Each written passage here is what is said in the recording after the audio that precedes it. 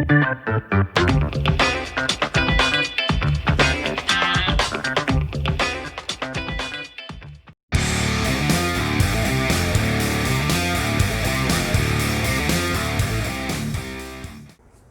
I'm John. Thanks for joining me for this video today. In this video, I'm going to continue working on the Hasegawa Maschinen Krieger Vega. Now, in the last episode, I had gotten this assembled, primed, and painted. In this one, I'm going to be doing a little bit of detail painting and a whole lot of weathering because I really want this guy to look beat up. Now, I've separated it, as you can see, into the lower half and the upper half and this armor piece, just to make things easier in terms of getting to the various areas that I have to weather and chip and do all of those things. It'll just be a little easier to have it separated like this. And also this slips into the top, and there's a poly cap in there. If I remember right, it's too dark to see, but I don't want to get it stuck on there so that once it's on there I can't get it off. But anyway, this video is going to be all about some heavy Maschinen Krieger weathering. I wanted to do some detail painting, starting with this lead belcher. And frankly, the reason I had to go back and do this is I got a little overzealous in my previous work on the model for the previous video. And I kind of glued everything together before I'd painted all the internal detail that I meant to. I was so focused on getting to the base painting and all of that I left out some of the details. So I painted a few things in lead belcher, and then I went in with this Known oil just to paint over the inner frame parts. Now my goal here was to do two things: to deepen the shadows around the various details so that they would have a little more depth to them, a little more bulk, and also to tint the surface of the inner frame. Because I used German gray for this, it looks very much like the external armor, and I just wanted to do a little bit of visual separation that essentially this is just tinting the surface. So I painted over everything with the lead belcher and got that in the recesses and then let it dry so that it would give everything a nice dark look. Next step I want to do is I want to add a dot filter to the armored pieces. Now I've got titanium white, yellow ochre, oxide of chromium, and raw umber here on my palette. And you can tell by the extra linseed oil on this, around this oxide of chromium, that it was the first time I'd actually opened that tube up. There's always a lot of oil up at the top of it. Now, the important thing when you're using oils with this cardboard filter is, did you eat something good to get there? Let's see. Magnum double raspberry ice cream dipped in chocolate coating, raspberry sauce with other natural flavor, and milk chocolate, made with Belgian chocolate. I remember eating this. This was good. So this is a good palette right here. Now, besides the tasty journey to the palette, I've got a few other things. I've got a piece of paper towel here to clean off my brush as necessary. I have some odorless thinner and several palette wells just standing by to do whatever I need to do. And then I have my brushes. I have this brush. It's just a small nylon brush for the application of it. Because this is in 1/20th scale, I'll be using usually I use a toothpick to apply dot filters, something very small. Because this is 1/20th scale, I can get away with a little bigger size brush for the application of the oils. Then I'm going to have one brush for streaking dry and one brush for streaking with thinner. So I keep both of those standing by, and I try to not get them confused. When applying the dots for a dot filter, if you're going to do it this way, you have to think about the distribution and density of them. How streaked do you want it? Because each color, of course, is going to add another dot, and that's going to mean more streaks. So if you're wanting something to be fairly heavily streaked, then you're going to want to add more dots. If you're going to want it to be more light streaking, you want fewer dots. And notice I'm not worrying if the colors mix a little bit here. That's okay. They're going to do that anyway. So we may as well just go ahead and acknowledge it and mix some in there. The reason I say pay attention to the distribution and the density is because when you do it on a large part like this, everything doesn't have to be symmetrical, but you want it to appear as having been weathered at about the same rate and about the same time. So by knowing, okay, this is going to be my standard, I guess you'd say my standard distribution for this, then on later parts, when I go back and do it on larger parts, I'll know that I need to do this type of distribution and density so that it appears consistent. All right, I'm going to come in with my dry brush, and I'm just going to pull those down. Now notice when I pull down, I'm pulling straight down. When I come back and make another pass, it has actually picked up some of that color and left it on the brush, which I've anticipated and I want to happen.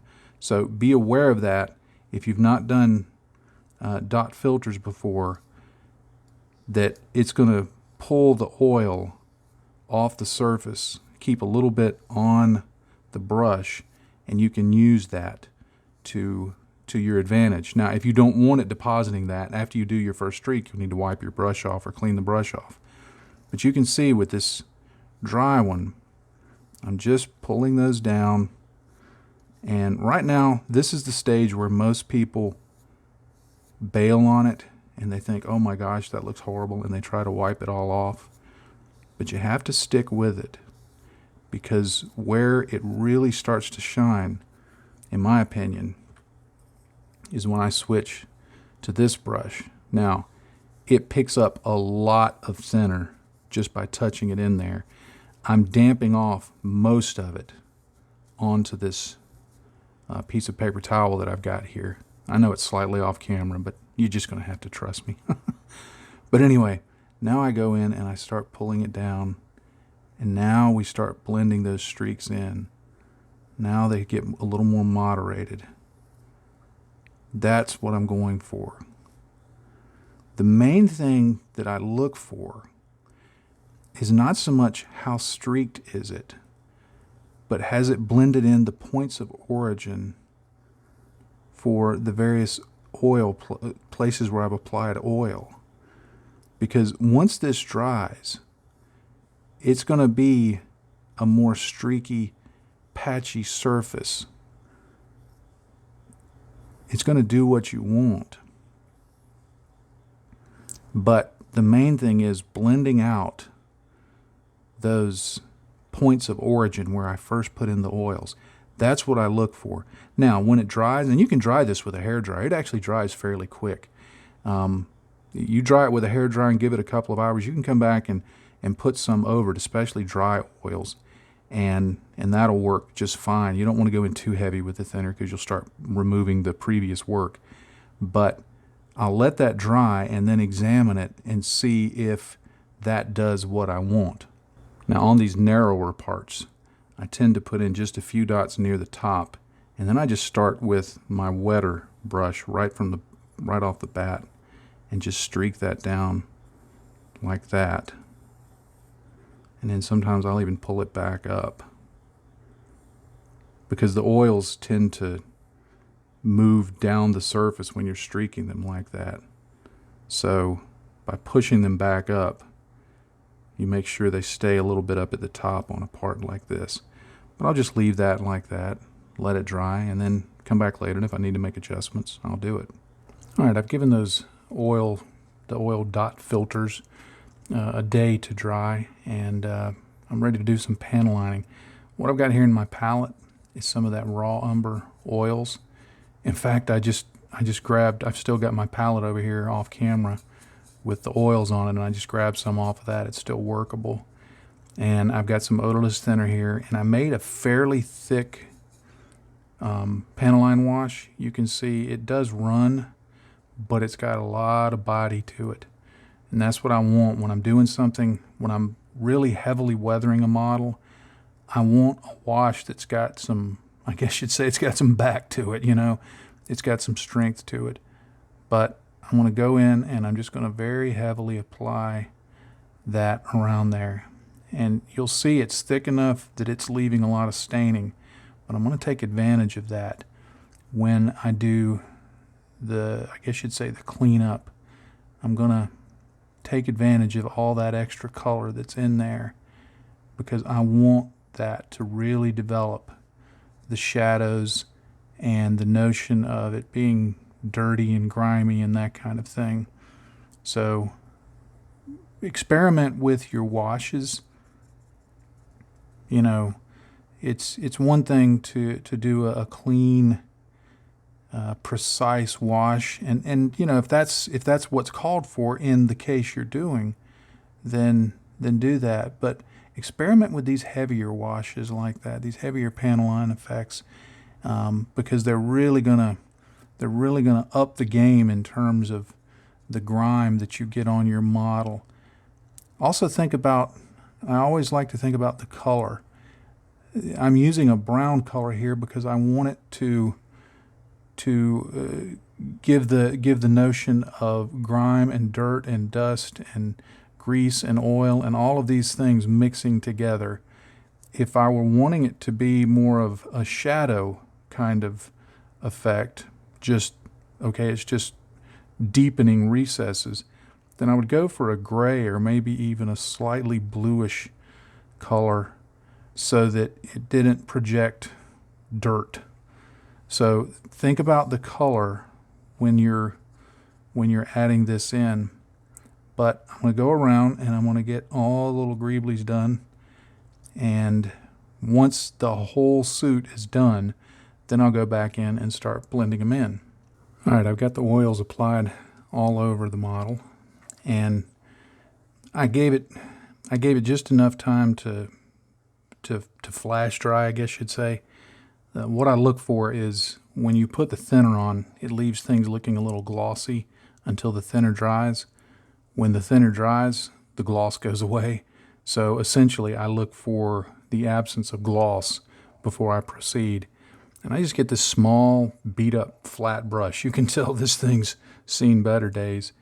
And all I do is, in some areas like this panel line here, I want this to be more of a blurred appearance rather than streaked. At this point, I may go back later and add streaks, but I'm just going to bounce along like that. And all it does is blend in those oils that are on either side of the line and just gives it a nice, to my eye, pleasing appearance. Sorry if that gets out of focus. I get focused on the model and not the camera, and I never know if that's in focus, so I apologize if it's not. But then areas like this, I'll use the brush to streak that down. Now, it may not pull a lot of the color down, but it's going to give some tinting to the surface, and it'll just pull the excess oil off. Same way here. I'm just going to pull that down like that so that everything's going in the direction of flow, I guess you'd say. And you see how it just leaves a little bit of stain under that. Now I'll go back later, of course, and develop more stains with that, but that starts the process. But it's just really a matter of going around and wherever the oils are, making them look like you want. And your basic movements are going to be pouncing and streaking. So there's not a lot of options you have to worry about. Now, I could go in with another brush, damped in thinners, and clean this up more. And if that's what you want to do, if you want a less dramatic effect, then certainly do that. It's easy enough to do. But on this one, because I want it to be more grimy, I'm making less of an effort to remove the excess oil and I do that purposefully, not just because I am lazy, but not just because I'm lazy in this case. But I just work around all of these areas and just do a combination of those little moves. That's instead of dance moves, I have oil blending moves, but I just do that until I get it looking like I want. And if you remove some and it's too much and you think, yeah, that don't look quite right, I want it to be a little more grimy than that, we'll just go back and add some more oil in, let the thinner flash off, and then do it again. There's nothing that says you can't do multiple applications of this. In fact, what I rarely show on camera is that once I'm done, I go back over the whole thing and look at it. And if I need to add any additional areas of color, of oil or whatever, I will, just because I want to get a look that I'm going for. I think one of the things that I don't convey well enough in videos is that these steps are rarely a one-pass thing. It's not that I do it and get it just right the first time. I do it, I evaluate it, I see if that fits the need of what I'm trying to accomplish. If it doesn't, then I go back and I add a little more and I refine it. It's a constant refinement process.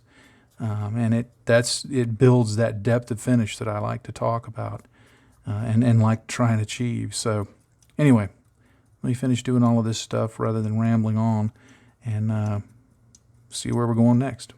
All right, it's time to start the chipping. For the chipping color, the first round of chipping that I want to put on, I want to simulate that this darker color, I'm assuming in my logic that it's a field applied color, and so when it chips, it's going to chip back to this RLM02 color.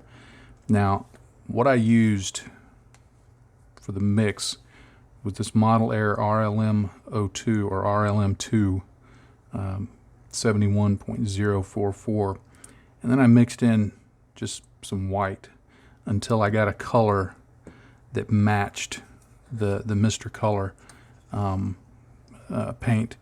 And then all I'm going to do is just take my sponge. I just cut it down like this, and after dabbing it off, I'm just going to go into the darker color and begin chipping away at some of that paint. Now, in some of my previous recent videos, I've talked about trying to restrain my chipping. I have given myself permission on this one to not restrain my chipping, just because I like chipping. I enjoy the way it looks, so I'm going to go a little heavier on this one. But I'll chip not only the edges of the patterns, but I'll also chip into them. I don't necessarily need to develop a lot of large chips. What I'm looking for is more the notion that the paint is just not the strongest of paints and that it's just kind of wearing off slowly but surely.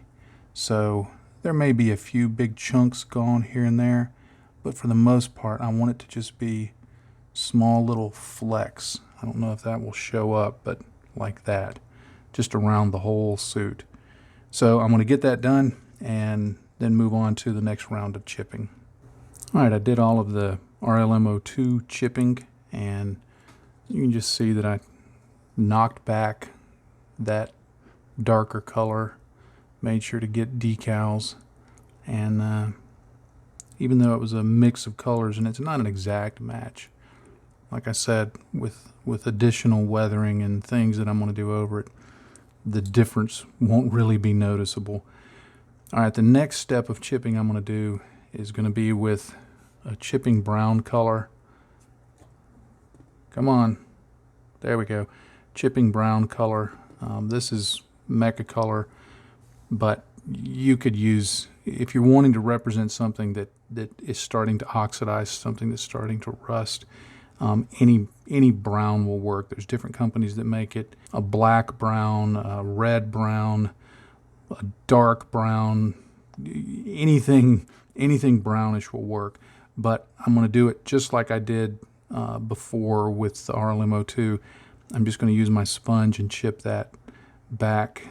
What I am going to be doing is doing it not only in the areas that I just chipped, say along here, to represent where it's gone through to the base, but I'm going to be doing it on the RLM02 areas also. And again, I'm deliberately going to be fairly heavy with this, and I'm just going to work it as the way I try to do this off camera, because doing it on camera, I'm just trying to get a flavor of, okay, here's what I'm doing. But off camera, I tend to start light and get everything I want done in a light manner, and then I start adding in more color and building it up to, okay, do I want it medium, do I want it heavy?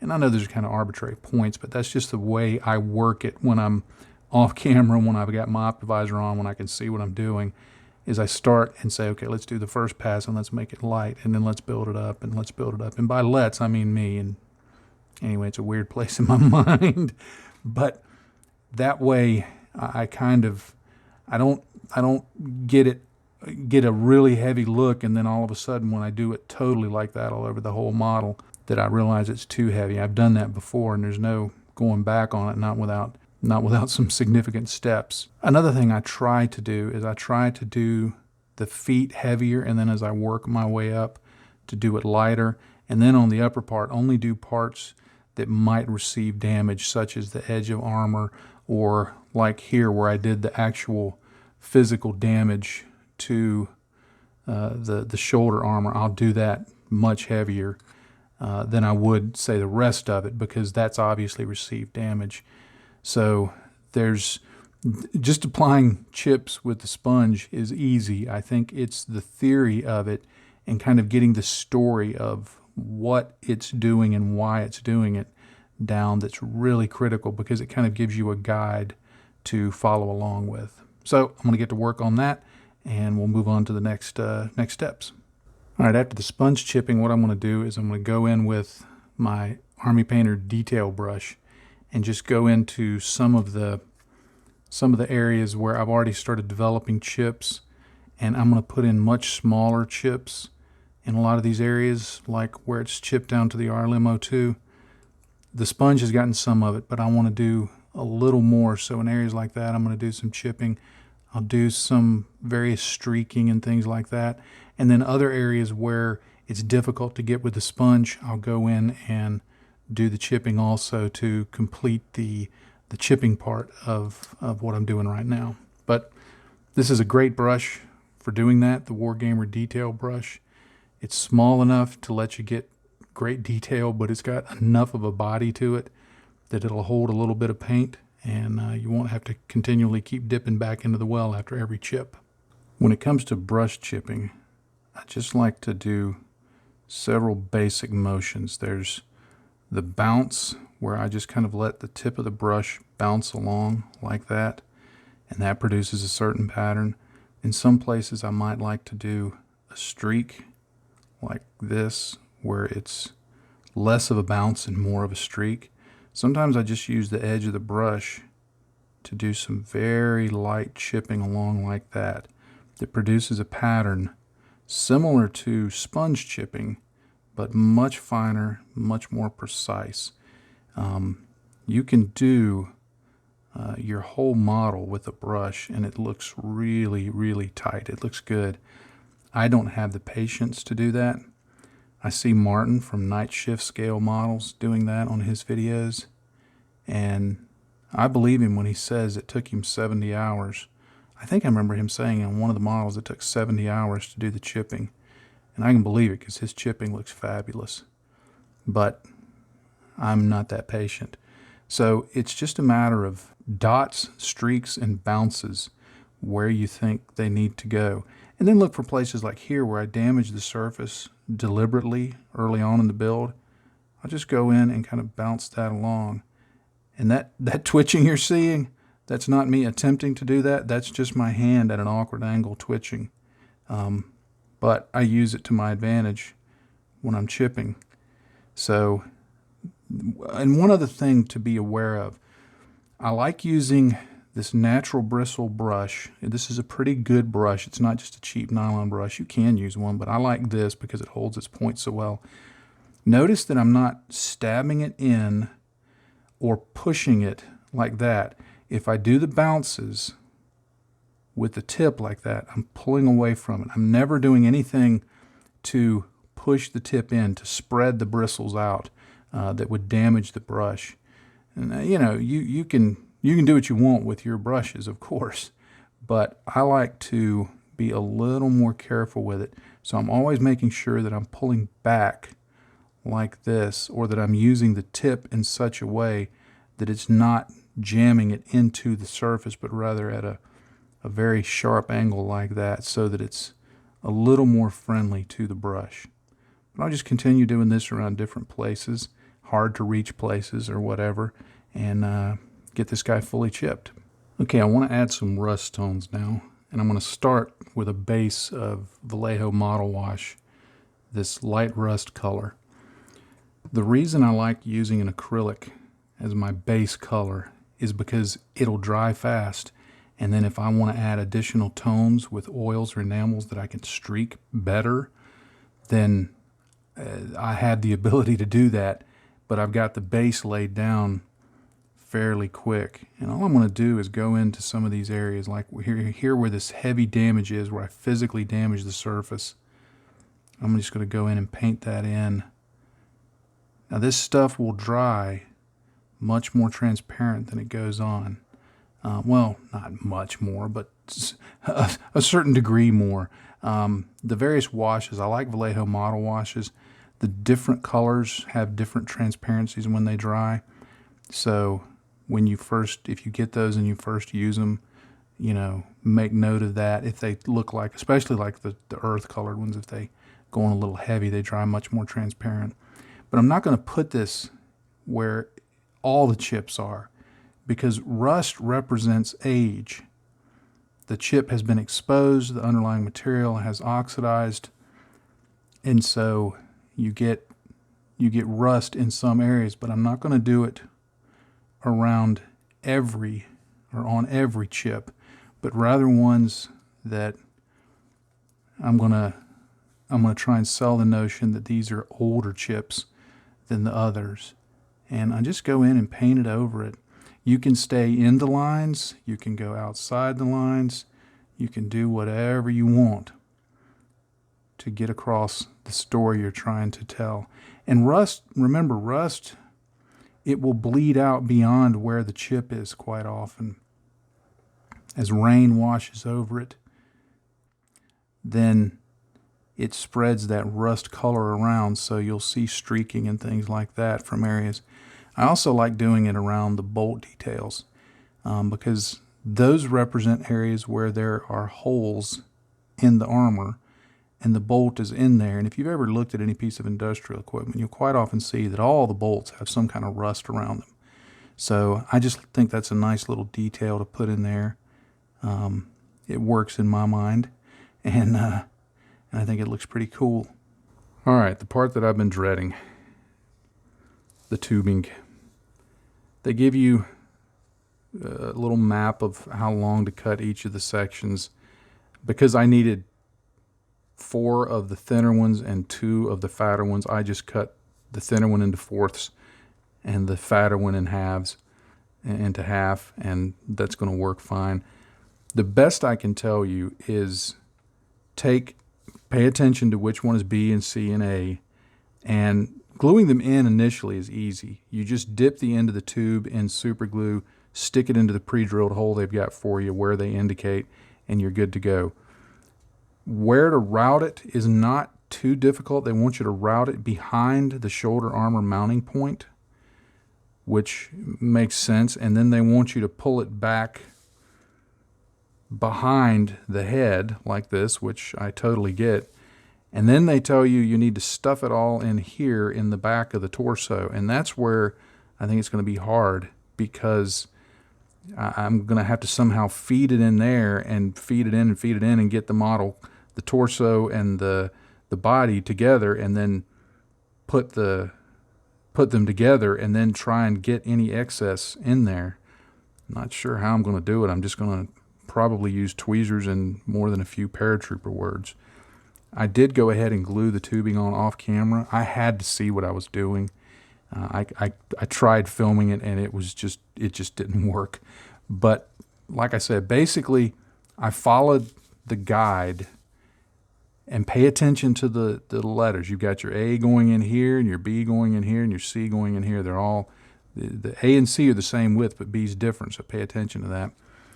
The holes where they go in are pre-drilled, so you've got some depth there. And all I did was I just put a puddle of super glue on the top of my palette, and I dipped it in there and just stuck it in, held it there for 30 seconds, and then moved on to the next one. I let it dry overnight, and it seems to be pretty solid. Now what I have to do, and again, I'm not going to be able to film this really, I've got to stuff all of these tubes into this little section, and then the two bigger ones into each of these two holes here. And they show you that right here, so you've got a diagram, but it's some pictures that say, yeah, here's generally what you're supposed to do, and you just got to figure the rest out. So I'm going to do that, and I'll come back and tell you about the experience. All right, I know it ain't much to look at, but I got it done. What I did, the 4 smaller lines, the thinner lines that come out of either side of the arm, I pulled those to the back and wrapped a piece of tape very tightly around the end and threaded that through the kind of D-shaped hole in the back. Once I got that in, the tape was a little bigger than the hole, so I was able to push it down, squeeze it together to get it through there. Once it got in, it expanded and lightly held it in place, enough that this upper portion could hang down just by those wires alone. Then I used tweezers to put the bigger wires up here in these holes, in the 2 holes up above that, and fed those in. And then I basically just put the torso, the upper part of the body, snapped that, pushed that in. I had to make sure several of these little tubes got between where you snap it in and the torso, so I had to move them around, move them out of the way. And I tried to route it so that the little tubes stayed beneath. I didn't do real well with this one, but I'm not going to go back and try and change it. Stayed like they went underneath this section, and these two went over it. But it was just kind of use the tweezers to feed some in, move it back. When I finally got it on there, I had to sit here and make little tiny movements to try and pull it back. They're still not very tight. They're kind of loose looking, but I guess they work. When you look at it, you see the tubes, and because I left so much of the end of the tube in there, I was able to stuff a lot of it in there. So if somebody yanks on this, it's going to take them a while. They're going to have to deliberately be trying to pull that out. And if you get it out of the hole when it's like this, it's going to be really hard to get back in. So I was able to do it, and I actually didn't need any paratrooper words, which did surprise me. But it's done. I'm glad it's done with, but definitely not my favorite part of this build. Now, as I get towards the end of any build, I start looking for things I want to refine, steps that I maybe did previously that I've covered up with later weathering, or I'm just not happy with, or whatever. One of the things as I've looked at this is that the dot filtering I did earlier gave some tonal variation, but it did not leave as much of a rain mark appearance as I wanted. So what I'm going to do to add that back in to pump that up a little bit is I'm going to use some Vallejo washes. Now I'm going to be using gray, desert dust, and dark green. And what I've got here in my palette is just the plain gray right there. This is the dust. It's 4 parts dust, 1 part gray. And then the green is 3 parts green, 1 part gray, and 1 part dust. Now, if you're wondering how did I come up with those ratios, I just put in some drops, and when I got it to the point that I liked it, I said, yeah, that's it. So there's nothing magical about it. One thing to remember when you're using these washes is, especially with the gray, you have to mix it up almost every time you put your brush in it because the pigments settle really quick. But they're really nice to use because while they go on fairly opaque, they dry very transparent. And I like the way that they leave rain marks and streaks. It's a little more in your face than a dot filter would be, but once you're comfortable with it and you have good control over it, I think they're a really good thing to have in your arsenal. But what I do is I get, well, let me show you the brush first. I've got this cheap liner brush. This is one of my 25-cent brushes, but it's just a thin liner brush. And I get some of this on the brush, and then I want to get most of it off like that. And then I just start working in quick flicking motions. If I paint it on, I'm going to get lines that are too thick, and I don't want that. So I'm just barely letting the tip of the brush flick along there like that, and just adding in some streaks. Now, they're going to dry more transparent than they look now.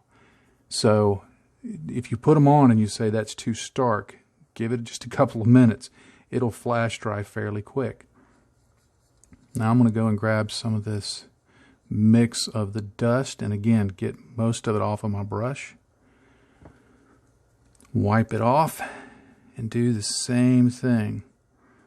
Now, one thing I recommend you do is test a part of the model that's not going to be as visible. You know, test it on the bottom of something, test it on something that, you know, you could easily repair if you needed to. And, but you just go over it like this. And you can go over it as many times as you want. I can give that a couple of minutes to dry and then see if that's enough of the effect. If I want it to be, let's say I want it to be a little lighter, well, I can just go back in here and get some of the lighter tone and add that back in, and it will help lighten that down. And especially over the dark areas, it really does sell rain marks. So give me just a second to hit this with the hairdryer, and I'll show you what it looks like. All right, you can see that's added just a little more tonal variety, just giving it a little more of a streaked appearance. And I'm really liking how that looks. I love using oils, but more and more as I use the acrylic products for things like this, I really like the way they look. I think they impart a different look that you just can't get otherwise. And it dries. I literally hit it for about 10 seconds with the hairdryer, and it's done. I could go back over it with just about anything I wanted to now. So let me continue doing this around the rest of the model, and we'll go from there. All right, the next thing I want to do is I want to add some oil stains and streaks and things like that. I'm going to use these two things from Vallejo Mecha Color weathering, the petrol spills and the oil stains, and they're both gloss. Essentially, it's black and dark brown, but I like using them because they're in a dropper bottle and I can put it in my palette and work with it from there. Now I've thinned each of those down about 50-50 with Vallejo airbrush thinner, and then I'm just going to get my Army Painter detail brush, and I'm just going to start building up some of these stains. Now you can go in, I've done this before, you can go in and paint it all on at once, or you can kind of stipple it on like this, let it dry out, and then do it again just to create various levels of staining. And you can also mix the two colors, do a few layers of the brown, a few layers of the black, and get that looking as grimy as you want.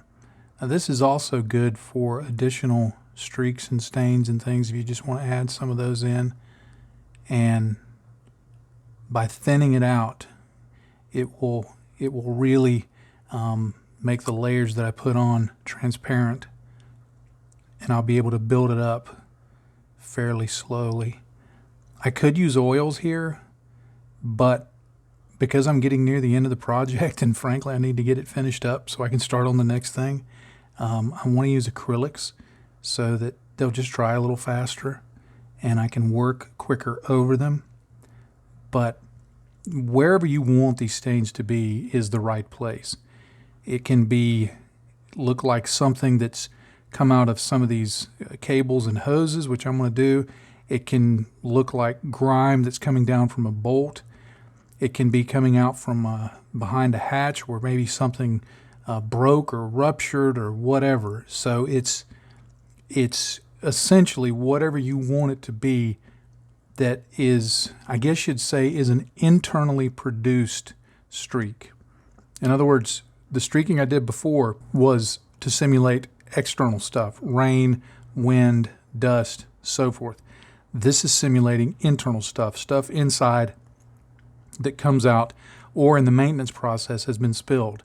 So it can be anywhere you want because any of it can have a story. I mean, it could be anything from, I'm imagining this to be a fuel filler cap. It could be just fuel from fueling this up and it dribbling out to somebody could take a panel off and set it on the ground to be working on some component of this and spill their coffee on it. So it can be any sort of staining story behind it, just whatever you think looks cool. That's the way I do it. So let me continue on with this and get this guy stained up. All right, I've got the various stains and streaks I want on there. You can see that fuel stain there. I really like that one. I was happy with how that turned out. So I just added those around where I thought it made sense, and hopefully it sells the notion of some kind of stain going on there. The next step is to add some earth effects to the model, and for that I'm going to go back to my Vallejo model washes, and I'm going to use this brown and desert dust. And what I've done here in my palette is I've put in some of the desert dust and some of the brown, and then a 50-50 mix of the two. So it just gives me 3 different colors that I can work with. And all I'm going to do here is start with the darker color, the brown. And remember, as I've talked about, this stuff tends to dry fairly transparent compared to how it looks when it first goes on. So I put it on fairly heavily, and that way I can be sure that when it dries, it's going to show. It's not going to be so subtle that it out-subtles itself, which from time to time I have that happen. I say, oh, I'm going to do this and it's going to be subtle, and then I get done and I look at it. I'm like, I can't see it. It's so subtle. So I don't quite want it that subtle, but I do want it to convey that, it's walked through dirt, and I don't want to necessarily make it super muddy, but just dirt clinging to it and dust and things like that. So I'll add on the brown, and then I'll give that a chance to dry, and then I'll go back in and just add in successive layers of the 2 different colors and just the 2 other different colors, and just build it up until I like what I'm looking at. And remember, this is an acrylic product, so if you're in a hurry, which I'm fixing to be off camera, you can dry this with a hairdryer. Okay, you can see how that turned out. It looks dirty. Like I said, I didn't want it to look like mud clinging to it. I just wanted it to look like dirt, dust, on the surface. And because this thing is actually supposed to be operating on the moon, and I've taken it far beyond moon operations. So, I guess I could just start spackling mud all over it at this point if I wanted to, but I'll just leave it at that. But I'm pretty happy with that. It just sells the notion of the feet being kind of dirty from walking around and getting kind of grimy. So there's one last thing to do. Add in some antennas right there. Now the instructions show all sorts of, they've got measurements and stainless steel bar, and there's tubing you cut off and angles, and I'm looking at this going, I'm just going to make it up as I go along. I'm not even going to bother with that. What I'm going to do is take one of the pieces of supplied wire like this, and some of this little rubber tubing. It's got a hole in it, and you fit it over this, and it's supposed to look like part of the mount and all of that. Now, it's supposed to go in here, and I'm thinking, ain't no way that's happening. Not with my eyesight. And I don't know that I could get a drill bit placed fine enough to preserve that little nub. So what I'm going to do is cut that little nub off, flatten that area out, drill the hole in there, and then put a couple of antennas in. There's supposed to be another one here, but it had this alternate part that didn't look like it was for this model, but I liked this, so I left this here rather than having a third antenna here. Another thing is I'm not gonna, they have the antennas sticking out fairly far. Because I sell my stuff and have to ship it, I'm not gonna have these antennas sticking out very far at all, because I use fiberfill to pack it, and basically I'm just seeing somebody reaching in and pulling it out and either poking themselves with the antenna or getting gripped in the fiberfill and pulling something apart. So I'm going to go with a little bit of shorter antenna here. So let me start getting things prepared and get this guy finished up. All right, there they are.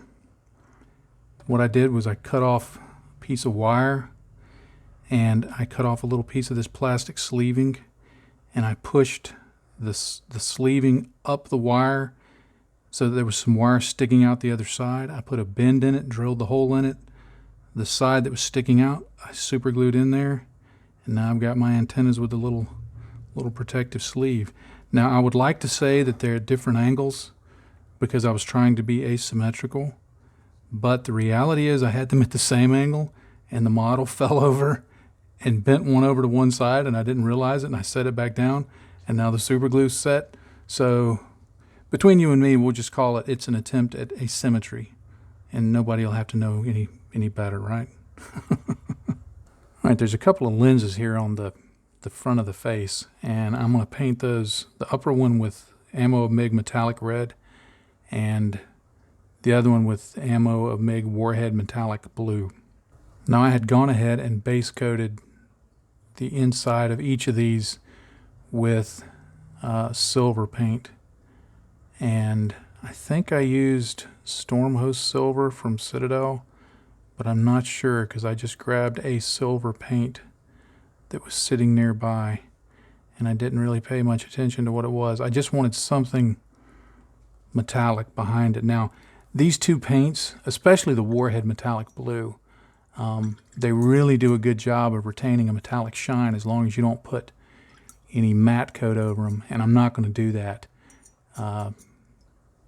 because I'm cleaning off my brush if you're wondering why I'm just talking and there's nothing going on. But they really retain their shine, and I like these colors. These are about the only Ammo of MiG colors I use anymore. I always found them just a little too finicky to apply, and they just seem to come equipped with lots of, as my friend Lincoln Wright says, lots of Spanish water, and just a little too thin for my tastes. But this Warhead Metallic Blue especially, this is a wonderful color. If you get nothing else from Ammo of MiG, get this one, because this one retains its shine and it looks really cool. So I'm going to give that a little while to dry, put the lenses over it. I already put the ones down here for the spotlights, and put the lenses over it, and got one more step and this guy's going to be done. All right, well, I think I'm going to call this guy done. I'm pretty happy with how he turned out. It's a very unusual model. As I've said before in this, I may have said it in this video and in other videos, I'm not a huge fan of articulation. I think it makes it sometimes a little difficult to work on a model. And in this one, there was the same issues. I wish there weren't polycaps so that I could have just maybe glued it in position. But the model itself is just fantastic. My own personal weirdness aside, I added a little bit of matte varnish to the lenses. If you've ever looked at your car's headlights, they're never bright and shiny unless they're brand new. So I added a little bit of matte varnish to the clear lenses. In this one, because this would be the one that I'm assuming that it sees through, I actually took a Q-tip and put a little bit of alcohol on it and just swirled it right in the middle. It looked like it had been cleaned off. I started thinking about it. I thought, how in the heck is this robot going to clean off his little eyepiece there? I don't know if he's, just got a handkerchief somewhere in his pack that he pulls out and wipes it off, or if that gets dirty over time. So I did that, and I painted the antennas black. I don't know if you can really see that, but I just put some black paint on them to take away some of that shine. But I'm real happy with how this came out, and I like the chipping. I like the rust. As I look at it, as I do with any model, I think, okay, I could have done that a little different. I could have done this a little less, a little more. One of the things I wish I'd done early on in the painting was actually used a lighter version of the RLM02. I wish I'd have added some white to it to provide a little bit of a lighter touch, so that as I added stains and things going on, it would show up a little better. I also wish that I'd put a little more contrast between the two camo colors. So, all things that I think about as I'm looking at the model and the final analysis. But I like it overall. I like the choice of the little frog logo. I just think that looks really cool. I like the way this damage turned out there on the shoulder. So I'm happy with that. And I think it conveys what I wanted, which is, it's an autonomous fighting suit that goes out, and I think it looks like it's been out. It's been fighting. Maybe it's returned to base and it needs some cleanup, but it's been, it was well maintained before it went out, and it's going to get some more maintenance and some repair, and it's seen some damage, seen some action, but it's going to go back out for another day and stay in the fight. Well, thank you so much for watching this video. I am grateful, especially if you're watching here till the end. I'm always appreciative of the folks who hang around and see the whole thing.